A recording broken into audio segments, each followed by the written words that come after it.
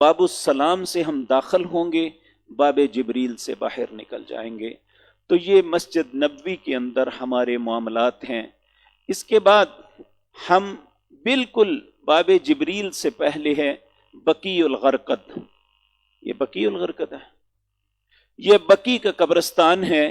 یہ صبح فجر کی نماز کے بعد اور عصر کی نماز کے بعد مغرب تک کھلتا ہے، اور صبح اشراق تک کھلا رہتے ہیں، لیکن عورتیں اندر نہیں جا سکتی، مرد جا سکتے ہیں۔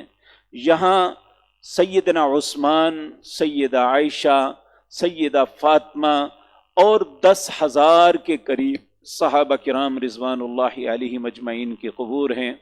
جب نبی کریم یہاں تشریف لے جاتے، آپ سب سے پہلے کہتے السلام علیکم یا اہل القبور، سلامتی ہو تم پہ اے قبروں والو، انتم السابقون ونحن اللاحقون، تم ہم سے پہلے چلے گئے، ہم تمہیں بعد میں ملنے والے ہیں۔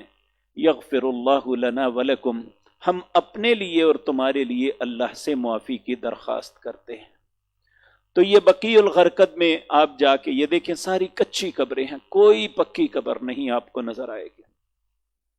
یہی سنت رسول صلی اللہ علیہ وسلم ہے۔ ہم اپنے فوت شدگان کی محبت میں پتھر لگوا کے قبریں بنواتے ہیں، یہ رسول اللہ کی سنت کے خلاف ہے، ہمیں ایسا نہیں کرنا چاہیے۔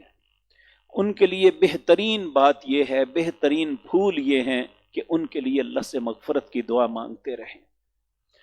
تو اس کے بعد یہاں پہ مسجد نبوی سے تقریباً